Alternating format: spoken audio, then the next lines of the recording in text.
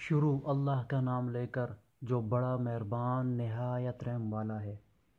الف لام را، یہ ایک اللہ کی کتاب اور روشن قرآن کی آیاتیں ہیں۔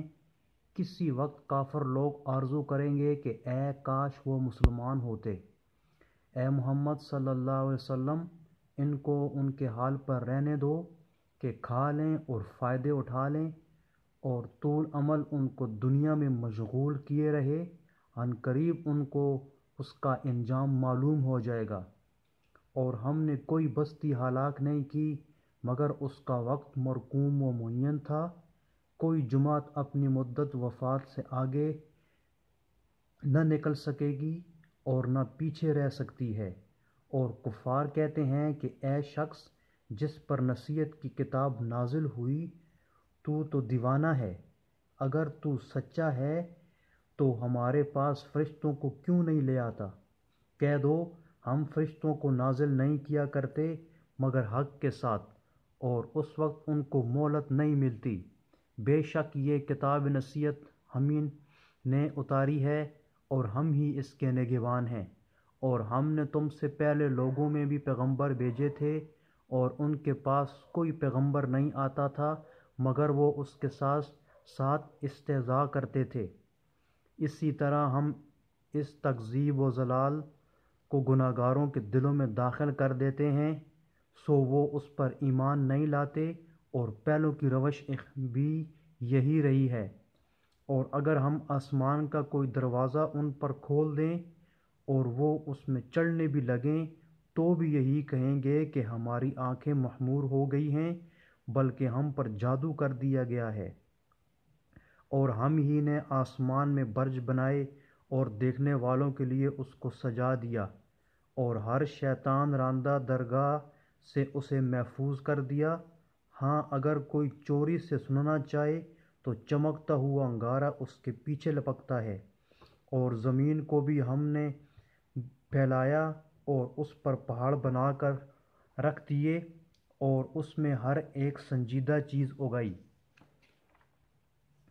اور ہم ہی نے تمہارے لیے اور ان لوگوں کے لیے جن کو تم روزی نہیں دیتے اس میں معاش کے سامان پیدا کیے۔ اور ہمارے ہاں ہر چیز کے خزانے ہیں، اور ہم ان کو بمقدار مناسب اتارتے رہتے ہیں۔ اور ہم ہی ہوائیں چلاتے ہیں جو بادلوں کے پانی سے بھری ہوئی ہوتی ہیں، اور ہم ہی آسمان سے میںہ برساتے ہیں، اور ہم ہی تم کو اس کا پانی پلاتے ہیں، اور تم تو اس کا خزانہ نہیں رکھتے۔ اور ہم ہی حیات بخشتے اور ہم ہی موت دیتے ہیں، اور ہم ہی سب کے وارث مالک ہیں۔ اور جو لوگ تم میں پہلے گزر چکے ہم کو معلوم ہیں، اور جو پیچھے آنے والے ہیں وہ بھی ہم کو معلوم ہیں۔ اور تمہارا پروردگار قیامت کے دن ان سب کو جمع کرے گا، وہ بڑا دانا اور خبردار ہے۔ اور ہم نے انسان کو کھنکھناتے سڑے ہوئے گارے سے پیدا کیا، اور جنوں کو اس سے بھی پہلے بے دھوئیں کی آگ سے پیدا کیا۔ اور جب تمہارے پروردگار نے فرشتوں سے فرمایا کہ میں کھنکھناتے سڑے ہوئے گارے سے ایک بشر بنانے والا ہوں، جب اس کو صورت انسانیہ میں درست کر لوں اور اس میں اپنی بے بہا چیز یعنی روح پھونک دوں تو اس کے آگے سجدے میں گر پڑنا۔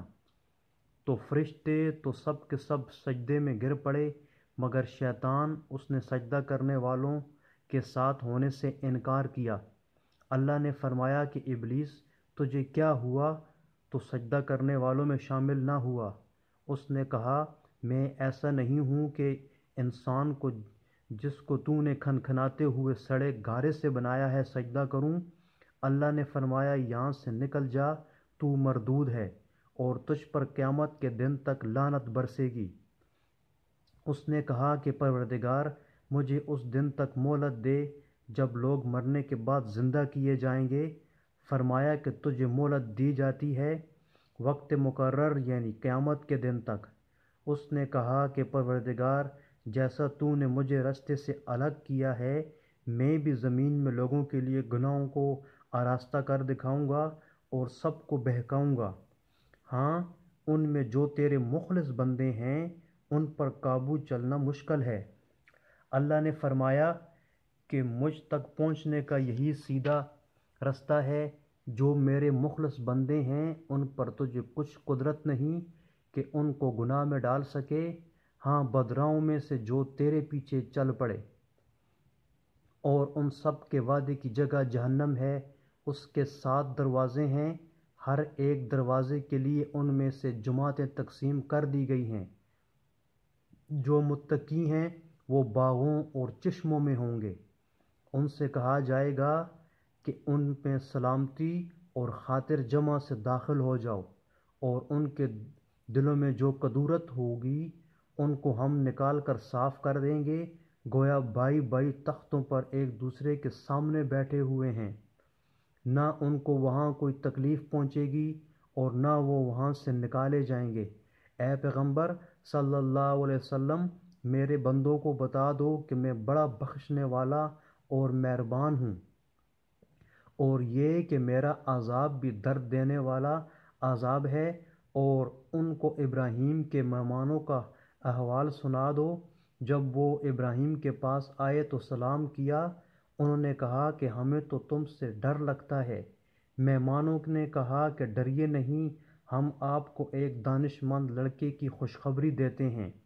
وہ بولے کہ جب مجھے بڑھاپے نے آ پکڑا تو تم خوشخبری دینے لگے، اب کا ہے کہ خوشخبری دیتے ہو؟ انہوں نے کہا کہ ہم آپ کو سچی خوشخبری دیتے ہیں، آپ مایوس نہ ہو جائیے۔ ابراہیم نے کہا کہ اللہ کی رحمت سے میں مایوس کیوں ہونے لگوں؟ اس سے مایوس ہونا گمراہوں کا کام ہے۔ پھر کہنے لگے کہ فرشتوں، تمہیں اور کیا کام ہے؟ انہوں نے کہا کہ ہم ایک گناہگار قوم کی طرف بھیجے گئے ہیں کہ اس کو عذاب کریں، مگر لوط کے گھر والے کہ ان سب کو ہم بچا لیں گے، البتہ ان کی عورت کہ اس کے لیے ہم نے ٹھہرا دیا ہے کہ وہ پیچھے رہ جائے گی۔ پھر جب فرشتے لوط کے گھر گئے تو لوط نے کہا تم تو ناآشنا سے لوگ ہو۔ وہ بولے کہ نہیں، بلکہ ہم آپ کے پاس وہ چیز لے کر آئے ہیں جس میں لوگ شک کرتے ہیں، اور ہم آپ کے پاس یقینی بات لے کر آئے ہیں اور سچ کہتے ہیں۔ تو آپ کچھ رات رہے سے اپنے گھر والوں کو لے نکلیں اور خود ان کے پیچھے چلیں، اور آپ میں سے کوئی شخص پیچھے مڑ کر نہ دیکھے، اور جہاں آپ کو حکم ہو وہاں چلے جائیے۔ اور ہم نے لوط کی طرف وحی بھیجی کہ ان لوگوں کی جڑ صبح ہوتے ہوتے کاٹ دی جائے گی۔